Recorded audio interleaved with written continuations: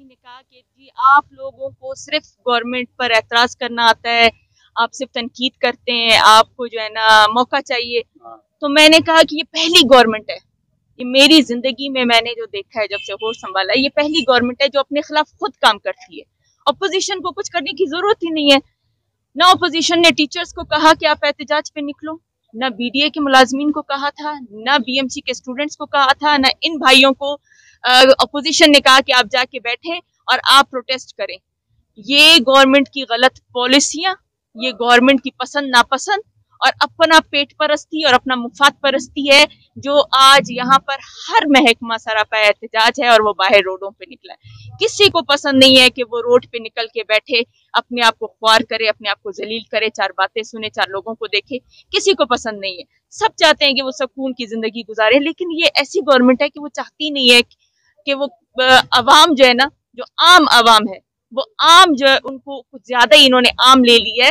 वो उनको कभी सुकून से बैठने नहीं देती है, कभी किसी हरबे से उनको इस्तेमाल करती है, कोई ना कोई तरीका ढूंढ ही लेती है। अब आप देखें कि इनको 10 साल इन्होंने गवर्नमेंट में जॉब की और अब एकदम से बगैर किसी नोटिफिकेशन के, बगैर किसी शोकास के इनको बरतरफ कर देना, ये सिर्फ आप जितने लोग देख रहे हैं ये इतने लोग नहीं है, इनके पीछे खानदान है, इनके पीछे इनके घर वाले हैं, इनके बच्चे हैं, इनके माएँ हैं, बहनें हैं, बीवियां हैं।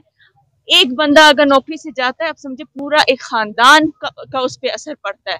तो ये गवर्नमेंट की पॉलिसियां, मैं कहती हूँ ये इतने नालायक, नाअहल, डमी गवर्नमेंट है कि जिसकी जितनी मैं मजम्मत करूं कम है, जितनी शदीद अल्फाज में मैं इनकी मजम्मत करूं कम है। ये अपना इखलाकी इक़्तिदार भी खो चुके हैं।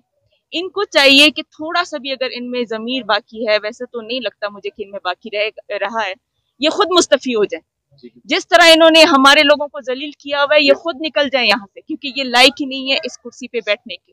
जहाँ पर ये लोग बैठे हुए हैं ये खुद नालायक हैं। ये टीचर्स का या दूसरे डिपार्टमेंट्स के इंटरव्यूज लेते हैं, एनटीएस लेते हैं, मैं कहती हूँ इनके भी होने चाहिए। इनसे भी जरा टेस्ट लें, इनको कितना आता है, ये कितने पानी में है। हम अपोजिशन अगर चीखती है तो हक पर चीखती है। आप लोगों का तो जमीर मुर्दा हो चुका है, सो चुका है। आप लोगों पर मतलब जू तक नहीं रेंगती आप लोगों के सरों पे। मैं एक माँ, एक बहन होने के नाते इनके दर्द को समझ सकती हूँ।